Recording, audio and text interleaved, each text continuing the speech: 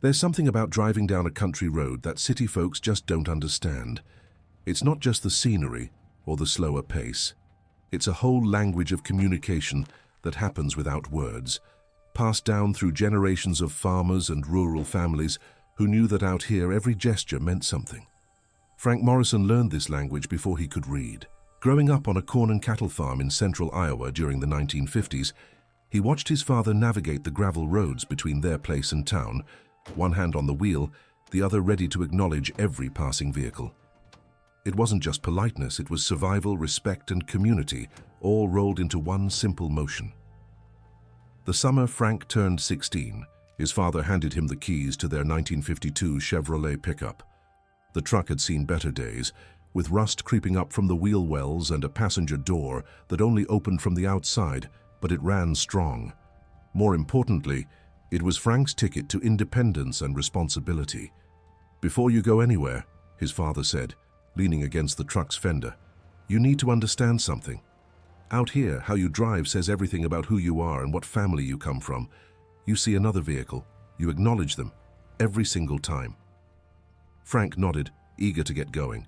He'd been watching drivers his whole life. How hard could it be?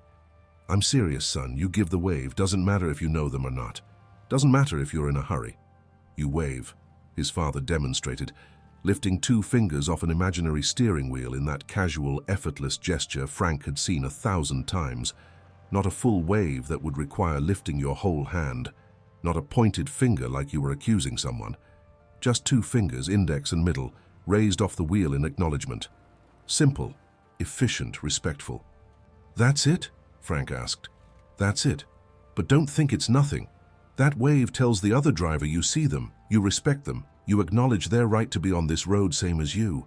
More than that, it says you're one of us. Country people, folks who understand." Frank climbed into the truck, adjusted the bench seat forward so his feet could properly reach the pedals, and headed down their gravel driveway toward County Road 18. The truck bounced over the washboard surface, dust billowing behind him in the rearview mirror. He felt 10 feet tall. 3 miles from home, he spotted another pickup approaching. His heart rate kicked up slightly. This was it, his first real interaction as a driver. As the vehicles drew closer, Frank carefully lifted 2 fingers off the steering wheel, mimicking his father's casual gesture. The other driver, old Herman Schneider from the neighboring section, raised his hand in return, adding a slight nod. Frank had passed his first test. Over the next few weeks, Frank learned the subtle variations. There was the standard 2-finger lift for most encounters, the full hand raise for people you knew well, the single finger point for close friends and family, the quick nod when both hands needed to stay on the wheel during rough road conditions. Each variation carried its own meaning, its own level of familiarity and respect. That first summer of driving, Frank discovered the rhythm of country roads. Morning trips to check cattle in the far pasture, afternoon runs to town for parts when machinery broke down, evening drives to pick up his girlfriend Sarah from her family's dairy farm 6 miles east. Every trip meant encounters with neighbors, and every encounter meant the wave. He waved at the mailman making his rounds in the government jeep. He waved at Mrs. Peterson heading to her sister's place with a covered dish. He waved at the veterinarian's truck, rushing to an emergency call. He waved at the milk hauler making his daily collection route. He waved at strangers passing through and familiar faces he'd known his whole life. The wave became automatic, as natural as breathing. His hand moved without conscious thought, responding to each approaching vehicle with that simple 2-finger gesture that said everything without saying anything at all. But he also learned what happened when someone didn't wave back. It was a Wednesday afternoon in late July when Frank encountered a sedan on the road he'd never seen before. The car was clean, clearly not local, driven by a man in a white shirt and tie. As they approached each other, Frank raised his 2 fingers in the customary greeting. The driver looked straight ahead, expression blank, and passed without acknowledgement. Frank felt the snub like a physical blow. His face flushed hot. He wasn't angry exactly, but something felt wrong, disrespectful, like someone had deliberately turned their back on him in the middle of a conversation. That evening at dinner, he mentioned the incident to his father. "City people," his father said, shaking his head. "They don't understand. To them, every other driver is a stranger. maybe even a threat. They've got thousands of cars around them every day. They can't acknowledge everyone, so they don't acknowledge anyone. But out here it's different, Frank's mother added, passing the bowl of green beans. We might only see a dozen vehicles in a day. Each one could be someone who'll pull you out of a ditch come winter, or help when your tractor breaks down 3 miles from home, or bring a casserole when someone dies. That wave isn't just being friendly. It's maintaining the connections that keep us all going. Frank understood then that the wave was more than a gesture.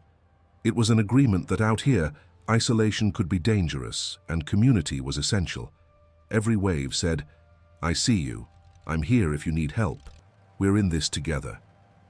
The lesson deepened one October morning when Frank was driving the empty grain truck back from the elevator in town. A combine was creeping along the road ahead of him, taking up most of the narrow pavement. The massive machine moved at maybe 10 miles per hour, stalks of corn still clinging to its header, the operator visible in the enclosed cab high above the ground. Frank knew the drill. You didn't honk, you didn't tailgate, you didn't make impatient gestures. You simply waited for a safe place to pass or for the operator to pull over and let you by. It might take 5 minutes. It might take 15. It didn't matter. This was harvest time, and harvest took priority over everything else. After about half a mile, the combine operator spotted a wide spot in the road and pulled the massive machine as far right as possible, wheels crunching into the gravel shoulder. As Frank passed, he raised his hand in gratitude. The combine operator returned the gesture, adding a thumbs up. This was the recognition that they were both part of the same system, the same rhythm of rural life. The combine operator was working 18-hour days to get the crop in before weather turned. Frank was hauling grain to keep the elevator operating efficiently. They were two parts of a larger whole, and acknowledging each other reinforced that connection. By his senior year, Frank had logged thousands of miles on county roads. He knew every curve, every rough patch, every place where water pooled after heavy rains. He knew which hills hid oncoming traffic and which straightaways were safe for passing. He knew the roads the way his father knew their fields, with the kind of intimate familiarity that only comes from daily use.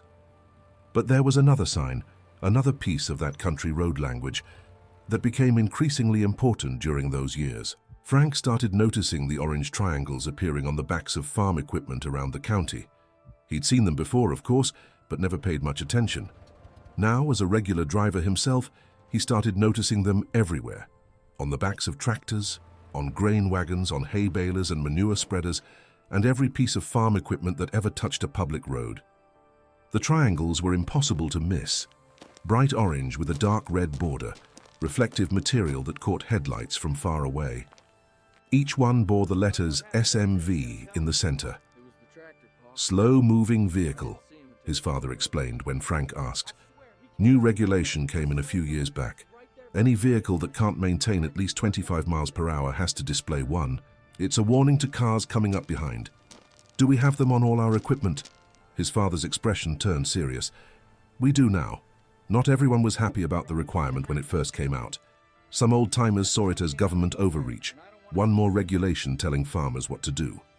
But after what happened to the Yoder boy, most people came around. Frank had heard whispers about an accident, but never the full story. That evening, his father told him. 2 years earlier, young Daniel Yoder had been driving his family's tractor home from a neighbor's field just after sunset. The Yoders were Amish, and their equipment had no electrical lights, only kerosene lanterns that gave off a dim, flickering glow. Daniel was a careful boy, responsible for his 15 years, but the tractor was nearly invisible in the gathering darkness. A salesman from Des Moines, running late for a dinner appointment, came over a slight rise doing 60 miles per hour. He saw the dark shape ahead too late. By the time he stood on the brakes, his Buick had already slammed into the back of the tractor. Daniel survived, but barely. Broken ribs, collapsed lung, fractured pelvis. He spent 4 months in the hospital and would walk with a limp for the rest of his life. The salesman walked away with minor injuries and a lifetime of guilt. After that, even the most stubborn farmers started mounting those orange triangles. The Amish community, despite their general resistance to modern technology, accepted the triangles as a necessary safety measure that didn't violate their beliefs about simplicity. Frank understood the weight of that story. Those triangles weren't just regulations. They were small pieces of reflective material that could mean the difference between getting home safe and ending up in the hospital or worse. The following spring, Frank got his own equipment operator's license and started running tractors on public roads regularly, hauling implements between fields, moving hay wagons, pulling grain carts during harvest. Every piece of equipment bore that bright orange triangle, mounted carefully where following traffic could see it from hundreds of yards away. Most drivers understood. They'd slow down when they saw the triangle, keep a safe distance, wait patiently for a clear stretch to pass. These were local people who knew the drill, who'd probably operated slow-moving equipment themselves, who understood that farm work sometimes meant using public roads. But not everyone got it. It was a Tuesday afternoon in late May, when Frank was driving the old John Deere Model A tractor down Highway 63, pulling a loaded hay wagon to their upper pasture 3 miles north of the home place. The tractor topped out at about 15 miles per hour when pulling a load, and the journey would take nearly 20 minutes. The orange triangle mounted on the back of the wagon reflected the afternoon sun, visible for probably half a mile behind him. Traffic was light, as always. A few cars passed going the opposite direction, each driver giving Frank the customary wave. He returned the gesture every time, one hand on the wheel, the other controlling the tractor's throttle. Then he heard it, the distinctive roar of a high-performance engine being pushed hard. In his mirror, Frank spotted a cherry-red Pontiac GTO cresting the hill behind him, closing fast. Way too fast. Frank's stomach clenched. There was nowhere to go. The shoulder was soft from recent rains, and pulling over would mean sinking the tractor's narrow front wheels into mud. The road ahead curved right in about 300 yards, with no visibility around the bend. The Pontiac needed to slow down and wait for a clear stretch to pass. The GTO kept coming, engine roaring, closing the distance at an alarming rate. Frank's hands tightened on the wheel. He kept the tractor moving steadily forward, maintaining his speed, not making any sudden moves. In his mind, he calculated distances and closing speeds. The math wasn't good. At the last possible second, Frank heard the squeal of tires and saw smoke rise from the pavement behind him. The Pontiac's nose dipped hard as the driver stood on the brakes. The car fishtailed, rear end swinging left then right, tires screaming, leaving black marks on the asphalt. For one terrible moment, Frank thought the car would spin out completely and slam into him sideways, but the driver managed to straighten out, and the GTO shuddered to a stop about 10 feet behind the hay wagon, engine rumbling at idle, chrome bumper gleaming in the sun. Frank's heart hammered in his chest. His mouth was dry. He forced himself to breathe normally, to keep his hands steady on the controls. The tractor chugged along, pulling its load, diesel engine clattering its familiar rhythm. In his mirror, he could see the driver of the GTO, a young man maybe a year or two older than Frank, red-faced and gesturing angrily at the steering wheel.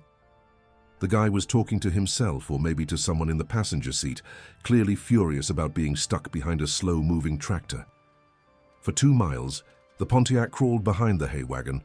Frank could almost feel the impatience radiating from the sports car.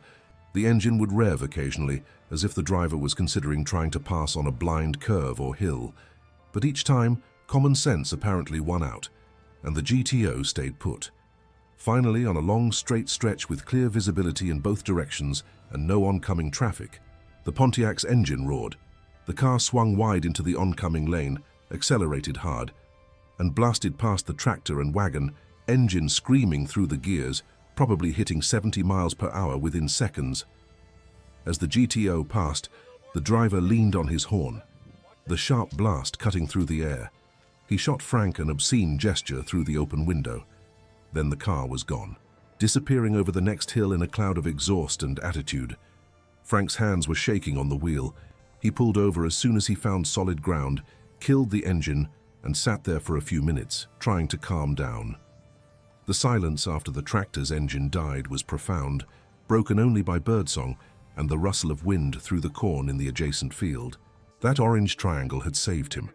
Without it, The GTO driver might not have seen the slow-moving tractor and wagon until it was too late to stop. Frank would have been rear-ended at high speed, probably crushed between the impact and the tractor's heavy steel frame. The triangle had given the warning, created the awareness, provided the crucial seconds needed to avoid disaster.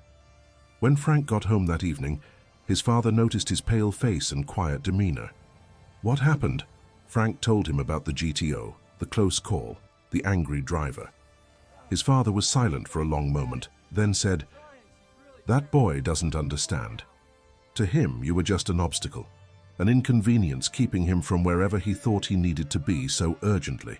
He doesn't know that roads out here are for working, not just traveling. That sometimes you have to slow down and wait and accept that your schedule isn't the only thing that matters. He could have killed me. Yes, he could have. But he didn't. Partly because you had that triangle warning him, and partly because you kept your head and didn't panic. You stayed calm. You gave him space to make the right choice, and eventually he did." Over the years that followed, Frank came to see those two signs, the wave and the triangle, as symbols of something larger. Both represented visibility and acknowledgement. Both said, "I am here, you are here, we see each other." The wave was active communication between people sharing the road. The triangle was protective warning for those who couldn't move as fast as the traffic around them. Together, they created a system of mutual awareness that made the dangerous business of sharing narrow country roads a little bit safer. Frank saw the system work beautifully countless times, the way everyone slowed down when they saw equipment ahead, no one pressuring the operator to move faster than was safe. The way drivers coming from opposite directions would sometimes stop and exchange a few words through open windows, sharing news about road conditions or weather, or who might need help with harvest. The way the wave created instant connection between strangers, a moment of recognition that said, "We're the same kind of people, you and I." He also saw it break down. Tourists who didn't wave back, their faces blank with incomprehension. Impatient drivers who tailgated tractors, honking and gesturing. Delivery trucks whose drivers treated farm equipment like obstacles to be overcome rather than neighbors doing necessary work. But mostly the system worked, mostly people understood, and when they didn't understand naturally, the orange triangle on the back of slow-moving equipment gave them the information they needed to make safe choices. When Frank's own children learned to drive in the 1980s, he taught them the two-finger wave before he taught them anything else about operating a vehicle. "This is how we do things," he told them, demonstrating the gesture. "This is what separates country people from folks who just happen to be driving through the country. You always wave, you always acknowledge, you always show respect." He also made sure every piece of equipment they owned bore a bright orange SMV triangle, even though by then it had been legally required for years. Some of the triangles were faded from sun exposure, some were cracked from cold winter temperatures. But Frank replaced them faithfully, knowing that their visibility could mean the difference between his children coming home safe or not coming home at all. The world changed, of course. Roads got wider and smoother. Traffic increased as rural areas attracted more people seeking space and quiet. Small family farms consolidated into larger operations. Technology advanced, but the wave persisted, and the orange triangles kept appearing on the backs of slow-moving equipment, warning faster traffic to slow down, pay attention, share the road with patience and respect. Frank was 78 years old when his grandson Jake, 16 and newly licensed, came to visit the farm one summer weekend. Jake lived in Cedar Rapids, grew up around traffic lights and parking lots and four-lane highways, but he had farm blood in him, and Frank was determined to pass on what he knew. They climbed into Frank's pickup, a newer Ford that bore little resemblance to that old Chevrolet he'd learned to drive in, and headed down the gravel road. "Watch what I do," Frank said as a truck approached from the opposite direction. He raised two fingers off the wheel, that same casual gesture he'd learned 60 years earlier. The other driver, a young woman Frank didn't recognize, returned the wave with a smile. "You see that?" Frank asked. "That's how we communicate out here. That's how we say we see each other, we respect each other. We're part of the same community even if we've never met." Jake looked uncertain. "Grandpa, nobody does that in the city." "We're not in the city. Out here it matters. You try it on the next one." A few minutes later, another vehicle appeared. Jake awkwardly lifted his hand off the wheel, the gesture uncertain and exaggerated. The other driver waved back anyway, understanding the boy was learning. They drove past a tractor pulling a planter, the implement's orange SMV triangle bright in the afternoon sun. Frank slowed the pickup to a crawl, giving the tractor operator plenty of room. "See that triangle?" Frank asked. "That tells you that vehicle ahead is moving slower than normal traffic, and you need to adjust. You don't get impatient, you don't honk. You just slow down and wait for a safe place to pass. That triangle is there because people died before we had them. Young people who were just trying to get their work done and didn't make it home." They drove in silence for a while, the pickup's tires humming on the pavement. Then Jake said, "I think I get it, Grandpa. It's not just about driving, it's about being part of something." Frank smiled. The old ways weren't dying out. They were just being passed on, one generation teaching the next. 2 fingers at a time, the wave and the triangle. Active communication and protective warning. Together they created a language that transcended words, a system that kept people connected and alive on roads where community was essential. City folks might never fully understand it. They'd wave at stop signs where no one could see them, confused about when the gesture was appropriate. They'd get frustrated behind slow-moving farm equipment, unable to comprehend why someone would take a tractor on a public road. They'd miss the subtle variations in the wave, the difference between the 2-finger lift for strangers and the full hand raise for friends. But for those who grew up country, who learned the language from parents and grandparents and neighbors, those 2 signs carried everything important about how to live and drive in a place where people were spread thin but connected tight. Frank's hands on the steering wheel, 2 fingers raised in that eternal greeting, were part of an unbroken chain stretching back generations. His grandson's awkward attempts to master the same gesture were links being forged forward. The orange triangles on equipment all over the county were silent guardians, warnings mounted with care by people who knew exactly what was at stake. 2 simple signs that city folks would never quite understand, but country people couldn't imagine living without. Thank you so much for watching this video about those 2 road signs that only make sense if you grew up country. If you enjoyed learning about the 2-finger wave and the SMV triangle, please subscribe to our channel, give this video a like, and share it with anyone who might remember these traditions from their own rural experiences. Your support helps us continue sharing these important stories from America's agricultural heritage. This video is inspired by real historical facts and farming practices from rural America between 1930 and 1970. It is not intended to represent or offend any specific individual or community. Frank Morrison is a representative character who reflects the experiences of hundreds of American farmers and their families who learned these road traditions and understood their importance during this era in our nation's history.